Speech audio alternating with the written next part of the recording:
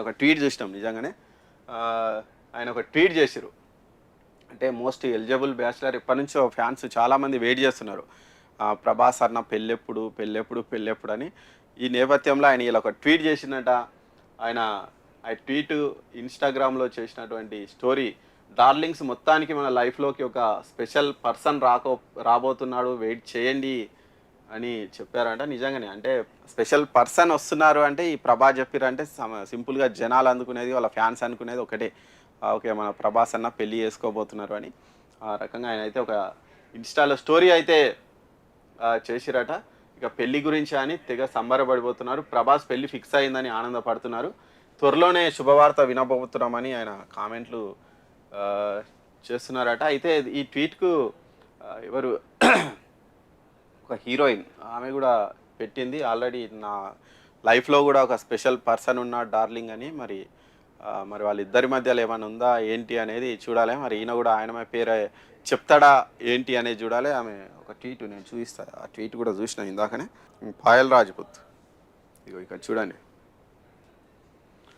I am someone's darling for sure any guess అని. ఆయననేమో darlings నేను మన లైఫ్‌లోకి స్పెషల్ పర్సన్ రాబోతున్నారనేమో ఆయన పెట్టిండు. ఈమెనేమో ఇట్లా పెట్టింది.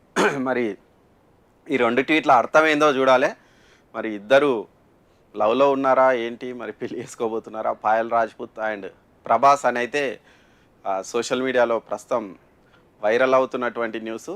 మరి ఈ 2 న్యూస్‌ను కలిపి చూస్తే ఇదేమో ప్రభాస్ పెట్టినటువంటి స్టోరీ. దానికి ఈమె పెట్టినటువంటి రిప్లై ఇది.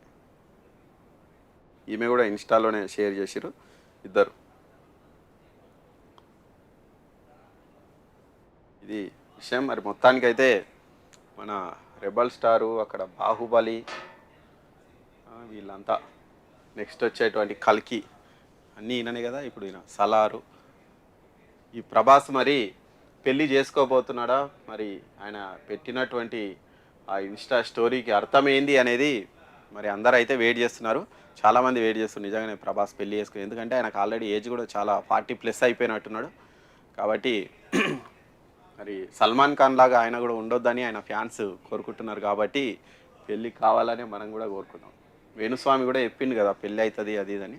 మరి వేణుస్వామి జాతకం కూడా ఆహ్, అయితదేమో చూద్దాం.